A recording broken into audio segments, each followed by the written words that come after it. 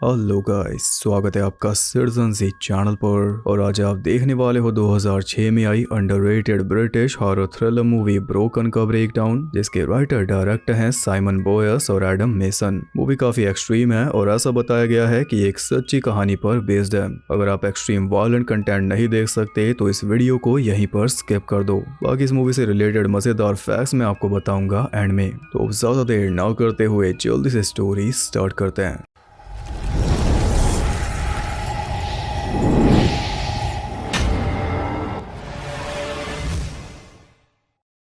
Movie के start में हम एक लेडी को देखते हैं जो किसी वीरान जंगल के बीच में एक बॉक्स के अंदर बंद थी। बॉक्स को खोलने के चक्कर में उसके नाखून तक टूट गए, पर आखिर में बॉक्स खुल गया। फिर वो जंगल में भागने लगी और उसके पेट से काफी खून बह रहा था। फेस पर भी कई चोटों के निशान थे। अब इससे पहले कि वो ज्यादा आगे जा पाती, एक आदमी आया और उसे बेहोश करके अपने साथ ले गया। होश आने पर उसने खुद को बंधा पाया एक पेड़ से और रस्सी बंधी थी उसके गले में। पैरों के नीचे हल्का सा सपोर्ट था, यानी कि अगर जरा सी भी डिसबैलेंस हुई तो गला घुटने से मारी जाएगी। उसे फ्री होना था, जिसका एकमात्र रास्ता था उसके पेट में लगे टांके। उसने खींच खींच कर उन टांकों को तोड़ा, फिर अपने अंदर हाथ घुमाने लगी क्योंकि उसके अंदर एक ब्लेड छुपा हुआ था। काफी देर तक ऑर्गन्स को छेड़ने के बाद फाइनली ब्लेड उसे मिल गया, जो कि आंतों के बीच में छुपा हुआ था। फिर ब्लेड से उसने रस्सी काटी और फ्री होके नीचे गिर गई। उसके अंदरूनी अंग भी बाहर आ चुके थे। तब वो आदमी उसके पास आया और बोला कि क्या तुम कंटिन्यू करना चाहोगी। लेडी ने बोला नहीं, मैं ये नहीं कर सकती। ये बोलकर उसने खुद ही गन का ट्रिगर दबा दिया और अपने आप को गोली मारकर खुद ही अपनी जान ले ली। इससे समझ आया कि ये आदमी उस लेडी के साथ कोई गेम खेल रहा था या फिर कोई टेस्ट ले रहा था जिसके अलग अलग लेवल्स थे। उस लेडी को आगे नहीं बढ़ना था तो उसने खुद ही अपने आप को मार लिया। अब इस आदमी को हम बुलाएंगे स्ट्रेंजर। इसके बाद हम आते हैं 2 हफ्ते आगे और देखते हैं सिंगल मदर होप को, जो किसी लड़के के साथ डेट पर थी। घर पे इसकी बेटी का ध्यान रख रही है इसकी बहन। जब ये घर पहुंची तो इसकी बहन वापस चली गई और फिर ये गई अपनी 6 साल की बेटी जेनिफर के पास, जो कि सो चुकी थी। यहाँ से सीन शिफ्ट होता है और फिर होप को हम बंद पाते हैं उसी बॉक्स में। उसे भी काफी चोटें आई हुई थी और उसके भी पेट से खून बह रहा था। तो यानी कि उस स्ट्रेंजर ने इसे घर के अंदर से ही किडनैप कर लिया। अब वो पैनिक करती रही और ऐसे ही पूरा दिन निकल गया। अपने आप से वो फ्री नहीं हो पाई तो स्ट्रेंजर ने खुद उसका बॉक्स जमीन से बाहर निकाल कर खुद उसे फ्री किया। उसने देखा कि उसके पेट पर टांके थे, पर सबसे पहला ख्याल उसके मन में आया जेनिफर का। अब अगला स्टेप था जंगल में भागना, तो वो भागी और आगे उसे मिला जेनिफर का टैडी, जिस पे खून लगा था।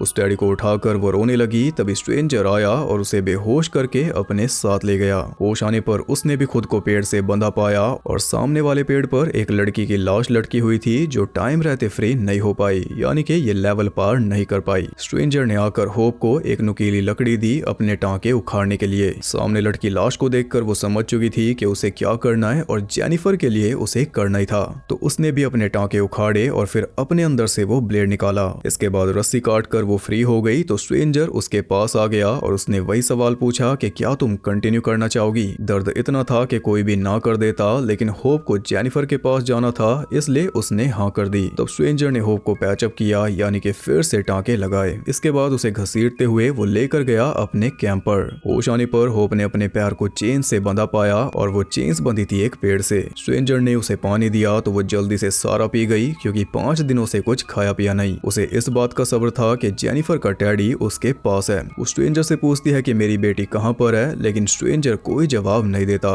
साथ ही वो खाना भी बना रहा था, जिसके लिए होप बेचैन थी, और खुद उसने खाया मीट और होप को दिए आलू। होप फिर एक बार पूछती है कि जेनिफर कहाँ पर है, तो इस बार वो बोलता है कि बेटी को भूल जाओ, तेरी कोई बेटी नहीं है, अब मैं ही तेरा परिवार हूँ। होप उसके सामने हाथ पैर जोड़ने लगी कि मुझे जाने दो, और ये देखकर उसने होप को मारा और बोला कि अब से तेरा कोई नाम भी नहीं है, ना ही कोई पास्ट है। ये बोलकर वो टेंट में जाकर सो गया। सुबह होते ही उसने बर्तन लाकर होप के आगे फेंक दिए कि जब तक मैं वापस आऊं इन्हें साफ कर। होप भी काम पर लग गई, पर उसके जाने के बाद होप ने फ्री होने की कोशिश की। सामने ही एक चाकू रखा था जो उसकी रीच से हल्का सा दूर था। उस तक पहुंच नहीं पाई तो फिर से बर्तन साफ करने बैठ गई। शायद इसे आसपास पड़ी लकड़ियां दिखाई नहीं दे रही। पहले तो दिखी नहीं, लेकिन आखिरकार दिखाई दे ही गई। अब वो लकड़ी का यूज कर रही थी, पर तभी स्ट्रेंजर शिकार करके वापस आ गया। उसने जल्दी से चाकू लिया और उसे अपने पीछे छुपा कर बैठ गई। बर्तन साफ करने के लिए इनाम के तौर पर स्ट्रेंजर ने उसे कुछ बेरीज दी। वो उसके पास ही बैठा था, पर होप ने कोई वार नहीं किया। फिर स्ट्रेंजर ने देख ही लिया कि चाकू गायब है। वो चाकू लेने आया, तब होप ने उस पे वार किया, जो कि बेकार साबित हुआ। स्ट्रेंजर ने उसे धमकी दी कि तेरा पैर ऐसी जगह से काटूंगा कि कभी चल नहीं पाएगी। उसके पैर में से चेन निकालकर स्ट्रेंजर ने बांध दी उसके गले में। अब तक आप समझ ही गए होंगे कि ये भी एक टेस्ट था और असल में यहाँ पर कोई गेम नहीं चल रही। ये सारे टेस्ट असल में स्टेप्स हैं होप को स्लेव बनाने के।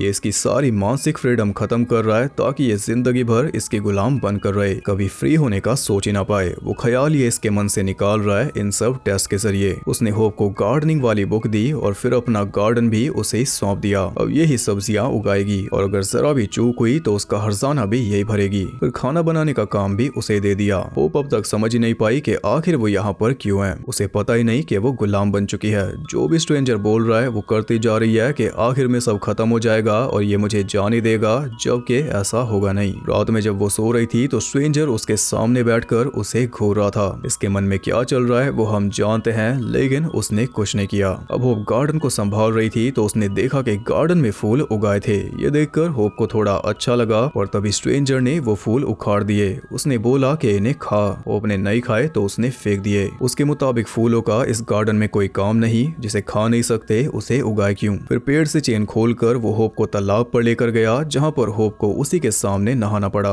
वहाँ पर होप को समझ आया कि उसे क्या करना है, इसका विश्वास जीतना है। होप का मनोबल तोड़ने के लिए जो कुछ भी ये कर रहा है वो करना ही नहीं पड़ेगा अगर होप खुद ही सरेंडर कर देगी तो। और एक बार जब विश्वास जीत लिया तो कोई ना कोई मौका जरूर आएगा। होप इसी राह पर आगे चल दी। वापस जाकर उसने खुद अपने ताले को लॉक किया। फिर रात में स्ट्रेंजर के करीब आई और फिर उन दोनों के बीच में जो होना था वो हुआ, जिसके चलते स्ट्रेंजर कहीं ना कहीं वीक पड़ गया। इस रात वो भी बाहर ही सो गया था। तो सुबह होते ही होप ने उसकी जेब से चाबी निकाली और फिर खुद को फ्री भी कर लिया। उसका चाकू उसी के गले पर वो लगा चुकी थी, लेकिन उसे मार नहीं पाई। किसी की जान लेने की हिम्मत उसमें नहीं थी। तो उसने वही किया जो स्ट्रेंजर ने उसे बोला था कि ये कर दूंगा। स्ट्रेंजर के पैर को ऐसी जगह से काटा जिससे वो चल ना पाए। हालांकि उतनी सफल वो नहीं हो पाई। स्ट्रेंजर जाग गया तो वो भागी और भागते हुए एक छोटे बॉक्स तक पहुंची, जिसके अंदर जेनिफर का ब्लैंकेट था। साथ ही जेनिफर के बाल भी थे। वो फिर से रोने बैठ गई, जिस वजह से स्ट्रेंजर उस तक पहुंच गया। सजा के तौर पर उसने होप की एक टांग ही तोड़ दी। फिर उसे वापस ले जाकर बांध दिया। उसकी हड्डी तक बाहर आ चुकी थी, पर स्ट्रेंजर ने उसका कोई इलाज नहीं किया। उसके सामने वो अपने पैर में टांके लगा रहा था। अगले दिन वो कहीं चला गया और जाते जाते बोल कर गया कि 7-8 दिन में वापस आऊंगा। होप उससे रिक्वेस्ट कर रही थी कि मुझे मार दे, तो वो बोला कि ये काम भी खुद कर। इतनी आसानी से होप को नहीं मरना था, तो स्ट्रेंजर के जाने के बाद उसने खुद अपना इलाज किया। हड्डी को अंदर करके लकड़ी के सहारे पैर सीधा किया और एक काम चलाऊ प्लास्टर बना लिया। खुद ही आग जलाई, खाना बनाया और ऐसे ही 7-8 दिन निकाल दिए। स्ट्रेंजर वापस आ गया और अपने साथ वो लाया था एक और लड़की को, जिसने कंटिन्यू करने के लिए हाँ बोल दिया होगा। इस लड़की का नाम है चेसी। होप के सामने वो उसके पेट पर टांके लगा रहा था और होप गुस्से से पूरी जल रही थी। होश आने पर चेसी चिल्लाने लगी और वो बस चिल्लाती जा रही थी, जिससे स्ट्रेंजर को भी गुस्सा आ गया। तब होप ने उसे बोला कि मैं तेरी मदद करूंगी, पर चिल्लाना बंद कर। लेकिन वो मानी नहीं, जिससे आखिर में होप का भी स्ट्रेंजर वाला हाल हो गया। होप उसे समझाती रही, लेकिन वो समझी नहीं। तब आखिर में स्ट्रेंजर ने उसकी जबान काट कर बाहर निकाल दी और उसे आग में फेंक दिया। पर वो तो फिर भी चिल्ला रही थी, क्योंकि जीभ से नहीं चिल्लाते, गले से चिल्लाते हैं। अब होप के ऊपर जिम्मेदारी है कि वो चेसी को भी सारा काम सिखाए, पर चेसी उसकी सुनती नहीं। गार्डन के अंदर दोबारा फूल उगाए थे तो स्ट्रेंजर उन्हें भी उखाड़ रहा था, लेकिन इस बार होप ने ऐसा करने नहीं दिया। यानी कि अब होप की भी चलने लगी। होप भी अच्छा खाना खाती है, लेकिन चेसी नहीं। होप अगर उसके साथ शेयर भी करना चाहे तो स्ट्रेंजर करने नहीं देता, क्योंकि अभी वो चेसी को भी तोड़ेगा। अब चेसी का भी वही चाकू वाला टेस्ट आया तो होप ने उसे समझा दिया कि रहने दे, इसका कोई फायदा नहीं। इस बार चेसी ने होप की बात मान ली, इसलिए वो पनिशमेंट से बच गई। पर थी वो पूरी रेबल, गुलामी उसे करनी नहीं थी। रात में उसने एक जुराब के अंदर पत्थर भर लिए। फिर जब अगली सुबह स्ट्रेंजर उसके पास आया तो उसने अटैक करके स्ट्रेंजर को चेत कर दिया। फिर चाबी निकालकर खुद को फ्री किया और होप की चाबी उसकी तरफ फेंक कर वो भाग गई। खुद को समेट कर स्ट्रेंजर उसके पीछे भागा और माफी के मूड में वो नहीं था। उसने सीधा चेसी को गोली मार दी। फिर उसका गला घोटकर उसे जान से मार डाला। इतने में होप भी फ्री हो चुकी थी। वो भी ऑपोजिट साइड भागी, लेकिन पैर टूटा हुआ था, इसलिए वापस आना उसे ज्यादा बेहतर लगा। 41 दिनों में पहली बार वो स्ट्रेंजर के टेंट के अंदर गई। अंदर से जेनिफर का टैडी लिया, साथ में लोहे की रॉड। फिर जब बाहर आई तो स्ट्रेंजर उसके सामने ही था, पर अब वो खुद भी टूट चुका। उसका तरीका काम नहीं कर रहा तो अब वो खुद भी सोच रहा है कि मर जाऊं। वो चाहता था कि होप उसे मार दे, तो होप ने उसकी इच्छा पूरी कर दी।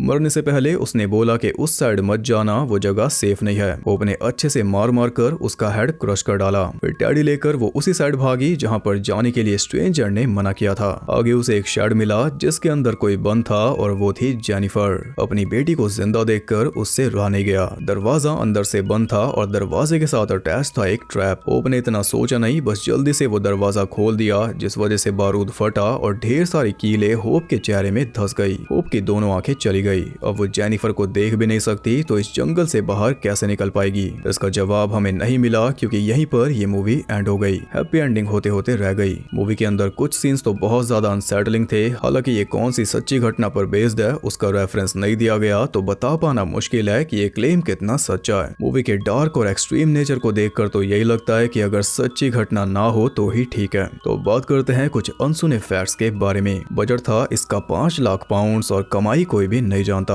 होप यानी कि नाडिया ब्रांड को उनकी परफॉर्मेंस के लिए बेस्ट एक्ट्रेस का अवार्ड मिला था। मूवी शूट हुई थी नवंबर और दिसंबर की हड्डियां जमा देने वाली सर्दी में, जबकि मूवी को देखकर ऐसा नहीं लगता। नाडिया ने सच में काफी सही काम किया। स्ट्रेंजर यानी कि एरिक कॉल्विन ने गलती से नाडिया के मुंह पर राइफल मार दी थी, जिस वजह से कई दिनों तक शूटिंग को रोकना पड़ा था, क्योंकि नाडिया का लोअर लिप सूज गया था। 2 दिन के लिए शूटिंग और रोकी गई थी, क्योंकि माइक्रोफोन भी गलती से टूट गया था। जंगल में ये सब तो हो गई। जब चेसी की जीप को काटा जाता है, उस सीन को शूट करते टाइम नाइफ की टिपें टूट गई थी। ओपनिंग के जो जंगल वाले शॉट थे वो 15 मिनट के अंदर शूट किए गए थे, वो भी हेलीकॉप्टर से। स्ट्रेंजर असल में कोई अमेरिकन होने वाला था, पर बाद में उसे ब्रिटिश कर दिया, और वैसे भी एक ही बात है। तो ये थे कुछ मजेदार फैक्ट्स। आई होप आपको पसंद आए। वीडियो पसंद आई तो लाइक करना और कमेंट करके ये बताओ कि आपको क्या लगता है, मूवी रियल स्टोरी पर बेस्ड है या नहीं। ऐसे और इंटरेस्टिंग वीडियोस देखने के लिए चैनल को सब्सक्राइब करके बेल नोटिफिकेशन को ऑल पर सेट कर लो, ताकि यूट्यूब मेरा टेस्ट लेना बंद कर दे।